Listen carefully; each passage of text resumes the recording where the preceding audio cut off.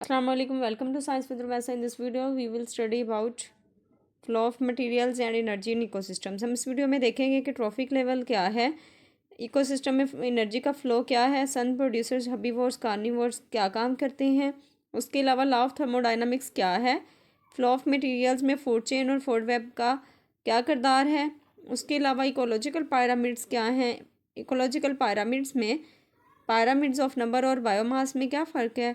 उसके अलावा हम देखेंगे कि बायोजियोकेमिकल साइकिल्स जो हैं उसमें कार्बन साइकिल और नाइट्रोजन साइकिल क्या रोल प्ले करते हैं। उसके अलावा मोनिफिकेशन, नाइट्रिफिकेशन और डीनाइट्रिफिकेशन में क्या फ़र्क है, हम इसको तफसील से देखते हैं। Flow of materials and energy in ecosystems. What is a trophic level? Trophic level क्या है? Feeding level in a food chain. Food chain में फीडिंग लेवल है, मतलब कि यहाँ पे आप देख रहे हैं कि फर्स्ट लेवल जो है प्रोड्यूसर्स का है, सेकंड लेवल जो है प्राइमरी कंज्यूमर्स का है, थर्ड लेवल जो है सेकेंडरी कंज्यूमर्स का है, फोर्थ लेवल जो है वो टर्शरी कंज्यूमर्स का है। सबसे पहले तो हम यहाँ पे ही देख लेते हैं, प्रोड्यूसर्स जो हैं वो प्राइमरी कंज्यूमर्स को खाते हैं, प्राइमरी कंज्यूमर्स जो है सेकेंडरी कंज्यूमर्स का शिकार हो जाते हैं और सेकेंडरी कंज्यूमर्स जो हैं वो टर्शरी कंज्यूमर्स का शिकार हो जाते हैं। इसलिए इसको हम ट्रॉफिक लेवल का नाम देते हैं क्योंकि ये फूड चेन का फीडिंग लेवल है। Flow of energy in ecosystem. अब हम देखते हैं कि इकोसिस्टम में एनर्जी का फ्लो कैसे होता है, एनर्जी का बहाव कैसे होता है। The flow of energy in ecosystem is unidirectional, meaning it moves it only one direction. वो कहते हैं कि इकोसिस्टम में एनर्जी के फ्लो से मुराद ये है कि ये यूनिडायरेक्शनल है, मतलब कि एक सिमत में ही जाता है। ये इसका मानी भी यही है कि ये सिर्फ एक ही तरफ मूव करता है, एक ही तरफ हरकत करता है। इट स्टार्ट्स फ्रॉम द सन, ये सूरज से शुरू होता है, and passes through producers, consumers and finally decomposers. तो कहते हैं कि ये स्टार्ट सन से होता है, सन से स्टार्ट होने के बाद ये प्रोड्यूसर्स के पास जाता है, प्रोड्यूसर्स से आगे कंज्यूमर्स में, कंज्यूमर्स के बाद आगे डिकम्पोजर्स में जाता है ये एनर्जी का फ्लो। सन क्या है? Sun is the main source of energy for all ecosystems. सूरज एक अहम जरिया है एनर्जी का तमाम इकोसिस्टम्स के लिए। Producers like plants capture solar energy and convert it into chemical energy through photosynthesis. Producers वो कहते हैं पौधे जो हैं वो प्रोड्यूसर्स हैं ना, वो क्या करते हैं, सोलर एनर्जी यानी सूरज से आने वाली रोशनी को कैप्चर करते हैं, पकड़ते हैं, उसको कन्वर्ट कर देते हैं केमिकल एनर्जी में। केमिकल एनर्जी में वो फोटोसिंथेसिस के प्रोसेस के थ्रू कन्वर्ट कर देते हैं। फोटोसिंथेसिस क्या है? फोटोसिंथेसिस एक फूड मेकिंग प्रोसेस है जिसके ज़रिए पौधे अपनी खुराक तैयार करते हैं। Producers prepare their own food by photosynthesis. Producers क्या करते हैं, वो अपनी खुराक खुद तैयार करते हैं फोटोसिंथेसिस के ज़रिए। They store energy in their tissues, वो अपने टिश्यूज़ में एनर्जी को स्टोर करते हैं, तवानाई को ज़ख़ीरा कर लेते हैं। This stored energies then transfer to consumers. वो कहते हैं कि ये जो प्रोड्यूसर्स हैं वो अपनी खुराक खुद तैयार करते हैं और अपने टिश्यूज़ में उसको स्टोर कर लेते हैं। ये जब कंज्यूमर्स करते हैं, मतलब कि हर्बीवोर्स जैसा कि हैं, हर्बीवोर्स हैं वो इन पौधों को जब खाते हैं तो वो एनर्जी पौधों की उनके अंदर आ जाती है। Herbivores eat plants and obtain energy. Herbivores कहते हैं घास खोर, मतलब कि जो पौधे वगैरह खाते हैं, ये घास वगैरह खाते हैं, उन जानवरों को हम हर्बीवोर्स का नाम देंगे। वो क्या करते हैं, उनको खाते हैं और उनसे ही एनर्जी हासिल करते हैं। अब पौधे जो हैं वो अपनी खुराक तैयार कर रहे होते हैं, जो एनर्जी उनके अंदर होती है, जब वो हर्बीवोर्स उनको खाएंगे तो वो एनर्जी पौधों से आगे हर्बीवोर्स में कन्वर्ट हो जाएगी। ये ट्रॉफिक लेवल का फर्स्ट स्टेप है। They use this energy for movement, growth and other activities. तो वो ये जो एनर्जी हासिल कर रहे होते हैं पौधे खा के, उस एनर्जी को वो हरकत करने के लिए, ग्रोथ के लिए, या एक जगह से दूसरी जगह कोई भी एक्टिविटी करनी है, कोई काम करना है, उसमें इस्तेमाल करते हैं। A large portion of energy is lost as heat. वो कहते हैं कि बहुत ज़्यादा एनर्जी का जो हिस्सा है वो हीट के तौर पर लॉस्ट किया जाता है। Carnivores. Carnivores feed on herbivores. They also use energy for body activities and again some energy is lost as heat during metabolism. Carnivores जो हैं वो हर्बीवोर्स को खाते हैं। हर्बीवोर्स कहते हैं जो गोश्त मतलब सब्ज़ वगैरह, सब्ज़ पत्ते या पौधे वगैरह खाते हैं, उनको कार्निवोर्स खा लेते हैं। कार्निवोर्स हम कहते हैं गोश्तखोर। गोश्तखोर जो जानदार होते हैं ना, उनको हम कार्निवोर्स का नाम देते हैं। वो अपनी बॉडी एक्टिविटीज़ के लिए ही इस एनर्जी को इस्तेमाल करते हैं, और कुछ जो एनर्जी है वो हीट के तौर पर खारिज हो जाती है मेटाबॉलिज्म के दौरान। After the death of producers and consumers. अब देखें कि प्रोड्यूसर्स जो हैं उनकी एक तरह से डेथ ही हो गई ना, जब एक पौधा है या एक घास का प्लांट है, उसको एक हर्बीवोर खा लेता है तो उस पौधे की डेथ हो गई ना। या फिर उस जो पौधा है उसको हर्बीवोर ने खाया, हर्बीवोर को आगे कार्निवोर ने खा लिया। तो कार्निवोर को जब कार्निवोर ने हर्बीवोर को खाया तो उस क्या हुआ कि प्रोड्यूसर की डेथ भी होगी और कंज्यूमर की भी हो गई।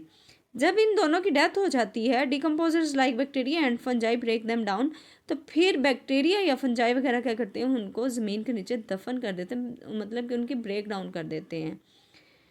दे यूज़ द रिमेनिंग एनर्जी, वो क्या करते हैं, जो बाकी एनर्जी होती है, बाकी तवानाई होती है, उसको इस्तेमाल करते हैं, जो बैक्टीरिया वगैरह हैं या फंजाई वगैरह, and recycle nutrients back into the ecosystem. और जो ग़िज़ाई अज़्ज़ा अच्छे अच्छे होते हैं, जिनकी ग़िज़ाइत अभी पड़ी होती है, तो उनको रिसाइकल कर देते हैं वापस अपने इकोसिस्टम में। एट एवरी ट्रॉफिक लेवल, हर ट्रॉफिक लेवल पे a significant amount of energy is lost as heat. वो कहते हैं कि एक अहम या मतलब सिग्निफिकेंट कहते हैं हम कोई अहमियत रखने वाली चीज़, तो वो कहते हैं काफ़ी ज़्यादा मिकदार में एनर्जी जो होती है वो हीट के तौर पर खारिज की जाती है, लॉस्ट की जाती है। That is why food chains are usually short, इसीलिए वो कहते हैं कि फूड चेन्स जो है बहुत शॉर्ट है, because less energy is available at higher levels, इसीलिए हायर लेवल्स के लिए कम एनर्जी की ज़रूरत होती है। According to the law of thermodynamics, law of thermodynamics के मुताबिक energy can not be created और डिस्ट्रॉयड। कहते हैं कि एनर्जी को ना तो बनाया जाता है ना ही तबाह किया जाता है, it only changes from one form to another. ये सिर्फ एक हालत से दूसरी हालत में चेंज होती है। It in ecosystem solar energy changes into chemical energy and then into heat energy. Ecosystem से वो कहते हैं कि सूरज की आने वाली रोशनी जो है उसको केमिकल एनर्जी में कन्वर्ट किया जाता है, उसमें तब्दील करने के बाद उसे हीट एनर्जी में कन्वर्ट किया जाता है। मतलब कि एनर्जी को ना तो बनाया जाता है ना ही तबाह किया जाता है, बल्कि एक फॉर्म से दूसरी फॉर्म में चेंज किया जाता है। अब सेकंड आ जाता है flow of energy in ecosystem में, फ्लो ऑफ मटेरियल्स। पीछे हमने पढ़ा कि एनर्जी का फ्लो क्या है, अब हम पढ़ेंगे मटेरियल्स का फ्लो कैसे होता है। Materials move from one trophic level to another through food chains and food web. Materials जो हैं ये ट्रॉफिक लेवल में, एक ट्रॉफिक लेवल से दूसरे ट्रॉफिक लेवल में फूड चेन या फूड वेब्स के ज़रिए ही होते हैं। A food chain is a series of organisms in which each organism feeds on the one before it and is eaten by one after it। वो कहते हैं कि फूड चेन जो है एक सीरीज़ है जानदारों की। अब देखिए कहते हैं कि एक जानदार जो है वो दूसरे को खाता है और तीसरे की खुराक बन जाता है। मतलब कि यहाँ पे आप नीचे जो है ग्रास ऊपर स्पैरो हॉक की एक एरो देख रहे होंगे। अब देखो कि ग्रास जो है उसको ग्रास हॉपर खाता है, ग्रास हॉपर को स्पैरो खा लेती है, स्पैरो को हॉक खा लेता है। तो इस तरह ये क्या है, एक फूड चेन है कि एक जानदार जो है दूसरे को खाता है और दूसरे वाला जो है तीसरे का शिकार बन जाता है। It shows the transfer of energy and nutrients from one organism to another. तो इस तरह जो एनर्जी है, जो तवानाई है, वो और न्यूट्रिएंट्स जो है ग़िज़ाई अज्ज़ा वगैरह हैं, वो भी एक जानदार से दूसरे जानदार में मुंतकिल हो जाते हैं। आप इस इमेज में भी देख सकते हैं कि घास को ग्रास हॉपर खाता है, ग्रास हॉपर को मेंढक खा लेता है, मेंढक को सांप खा लेता है और सांप को हॉक खा लेता है। इन नेचर कुदरत में food chains are not simple. वो कहते हैं कि कुदरती तौर पर जो फूड चेन्स हैं वो इतनी आसान नहीं हैं। वन ऑर्गेनिज्म में beaten by many other organisms. वो कहते हैं कि हो सकता है कि एक जानदार है जो है वो ज़्यादा सारे जानदारों के थ्रू ही खाया जाए, मतलब कि एक जानदार जो है वो ज़्यादा जानदारों का शिकार हो। When many food chains connect together, वो कहते हैं कि जब ज़्यादा सारी फूड चेन्स जो है आपस में कनेक्ट हो जाती हैं, एक दूसरे के साथ जुड़ जाती हैं, तो वो एक फूड वेब बना लेती हैं, मतलब कि एक जाल की तरह काम कर रही होती हैं। इन अ ग्रासलैंड इकोसिस्टम में grass is eaten by grasshopper, rabbit and mouse. वो कहते हैं कि अब ग्रासलैंड जो है उसमें जो घास होता है उसको ग्रास हॉपर भी खाता है, रैबिट भी खाता है, खरगोश भी खाता है और चूहे भी खाते हैं। Grasshopper is eaten by lizard. अब ग्रास हॉपर जो है उसको लिजर्ड शिकार कर लेती है। Mouse is eaten by snake. अब जो एक चूहा है उसको एक स्नेक खा सकता है, एक सांप खा सकता है। Snake, rabbit, lizard may all be eaten by hawk. वो कहते हैं कि ये तीनों जो हैं, अब देखो कि जो हैं रैबिट, माउस, ग्रास हॉपर है, ये ग्रास खाते हैं। लिजर्ड जो है ग्रास हॉपर को खा लेती है, जो स्नेक है वो माउस को खा लेता है। तो इस तरह वो कहते हैं कि लिजर्ड, स्नेक और रैबिट वगैरह, ये हो सकता है कि तीनों के तीनों ही हॉग का शिकार हो जाए। This shows how organisms are interconnected. तो इससे ये जाहिर होता है कि जानदार एक दूसरे के साथ कैसे जुड़े हुए हैं। Ecological pyramids. अब हम देखते हैं कि इकोलॉजिकल पिरामिड्स क्या हैं। Charles Elton observe that organisms at the beginning of food chain are greater in number while those at the end are fewer. Charles Elton जो है उसने ये मुशाहदा किया कि जानदार जो है फूड चेन के स्टार्ट में, यानी जब आगाज़ होता है फूड चेन का, वहाँ पे बहुत ज़्यादा तादाद में होते हैं, लेकिन जैसे ही फूड चेन ख़त्म होती है तो तब उनकी तादाद बहुत कम रह जाती है। बेस्ड ऑन दिस ऑब्जर्वेशन, इस मुशाहदे की बुनियाद पर ही develop the concept of ecological pyramids. तो इस मुशाहदे की बुनियाद पर ही उसने इकोलॉजिकल पिरामिड का एक तस्वुर पेश किया। This pyramids represent the number biomass energy present at different trophic levels. वो कहते हैं कि ये जो पिरामिड्स हैं ये क्या जाहिर करते हैं, नंबर्स को, बायोमास को और एनर्जी को, जो कि मुख्तलिफ ट्रॉफिक लेवल्स में होती है। The pyramid of number The pyramid of numbers shows that number of individual organism present at each trophic level। वो कहते हैं pyramid of numbers क्या हैं, ये जाहिर करती हैं कि कितने जानदार जो हैं हर ट्रॉफिक लेवल में मौजूद हैं। यूजली आमतौर पर producers are present in large numbers. वो कहते हैं कि आमतौर पर ये होता है कि प्रोड्यूसर्स ज़्यादा मकदार में मौजूद होते हैं, मतलब कि जो पौधे होते हैं वो ज़्यादा मकदार में मौजूद होते हैं। Primary consumers are fewer. जो प्राइमरी कंज्यूमर्स होते हैं वो बहुत कम होते हैं। सेकेंडरी कंज्यूमर्स आर इवन फ्यूर, मतलब वो उससे भी कम होते हैं। और जो टर्शरी कंज्यूमर्स होते हैं वो बहुत ही कम होते हैं। अब शेर चीते हर जगह तो नहीं ना हमें चलते नज़र आ रहे होते, वो टर्शरी कंज्यूमर्स हैं।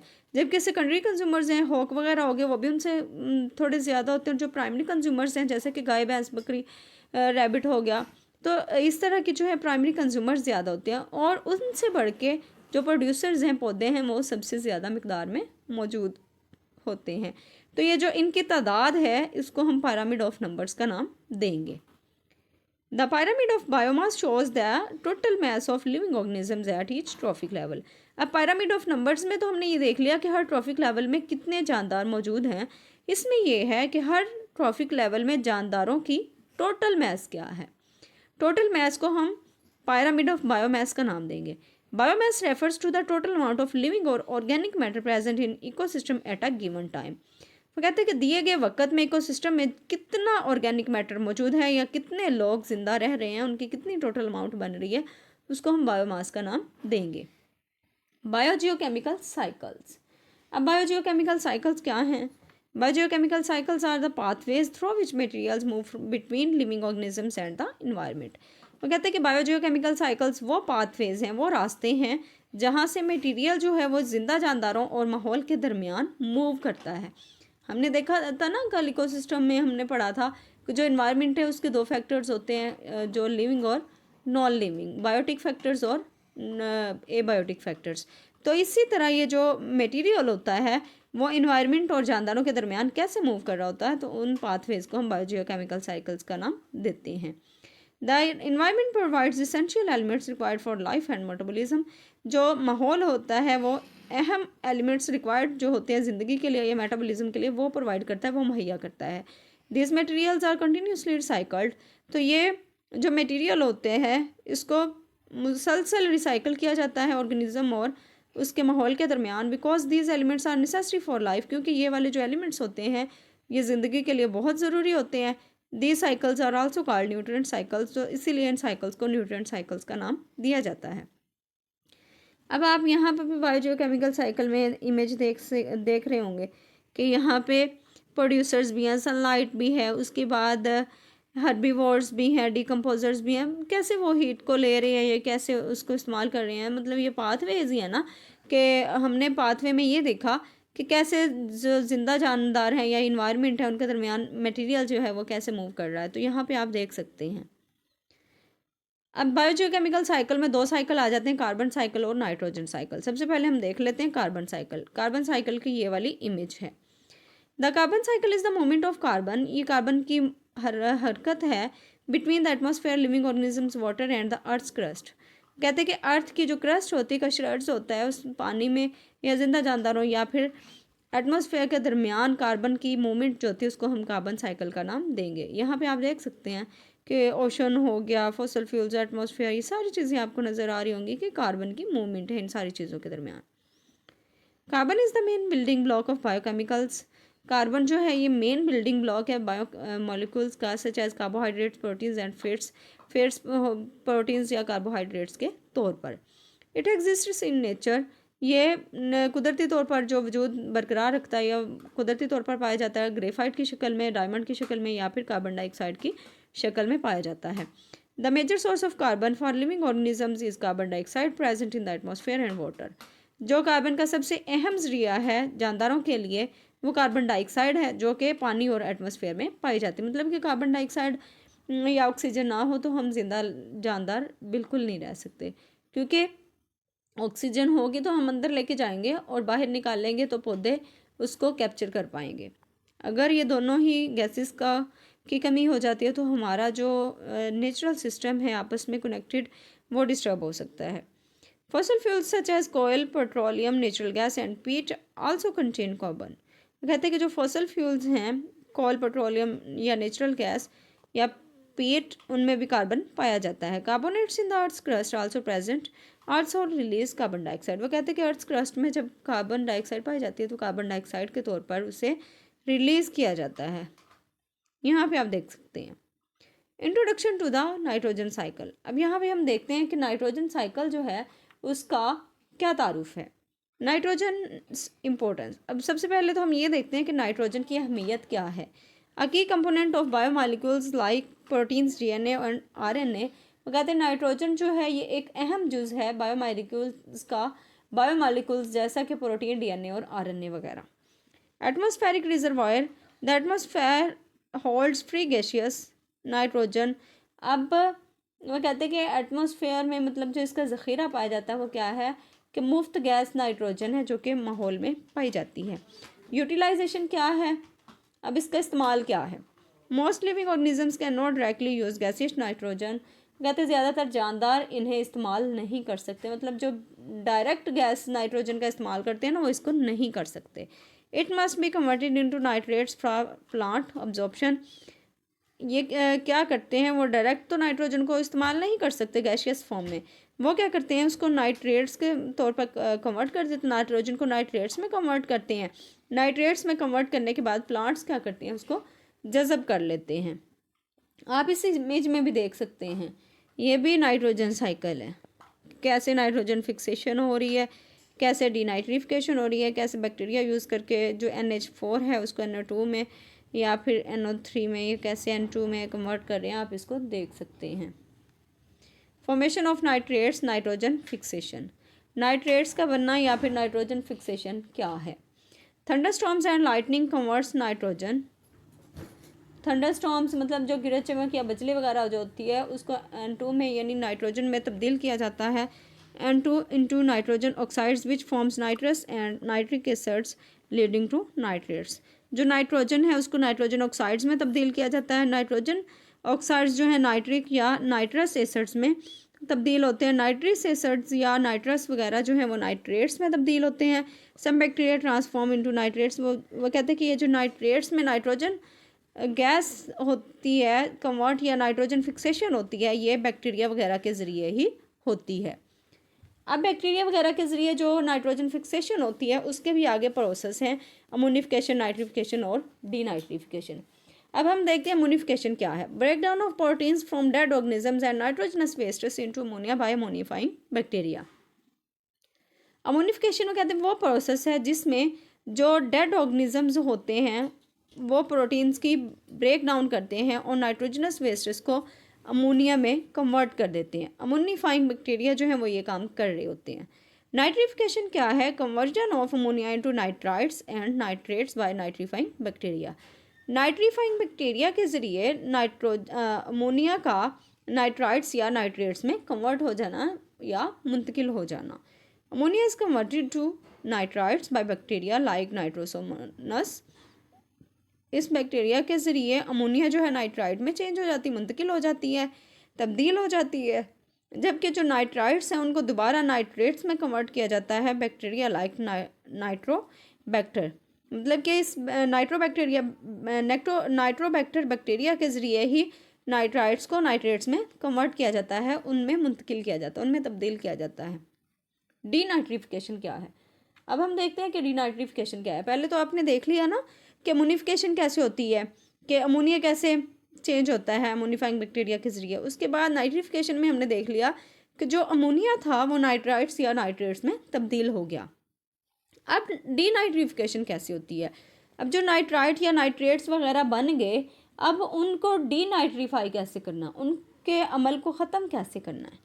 A biological process where nitrites and nitrates are reduced back into nitrogenous gas by denitrifying bacteria। ये एक बायोलॉजिकल प्रोसेस है जहाँ नाइट्रेट और नाइट्राइट बैक्टीरिया को ख़त्म करके नाइट्रोजन गैस में वापस आ जाते हैं। This process returns nitrogen to the atmosphere. ये इस अमल के ज़रिए नाइट्रोजन को फ़ज़ा में वापस किया जाता है। Excessive denitrification due to water logging, lack of aeration reduces soil fertility. वो कहते हैं कि अगर डीनाइट्रिफिकेशन ज़्यादा हो जाती है तो उसके ज़रिए क्या हो सकता है, सॉइल फर्टिलिटी कम हो सकती है, मिट्टी की ज़रखेज़ी जो होती है ना वो कम हो सकती है, पानी के दाखिले में कमी हो सकती है, हवा की कमी हो सकती है, तो इनका ये नुकसान हो सकता है। उम्मीद करती हूँ आज का टॉपिक आपको अच्छी तरह समझ आ गया होगा। मज़ीद इन्फॉर्मेटिव वीडियोस के लिए 9th और 10th क्लास के बायो के लेक्चर्स के लिए मेरे चैनल को ज़रूर सब्सक्राइब कीजिए। लाइक शेयर कमेंट करना मत भूलिएगा। अल्लाह हाफिज़।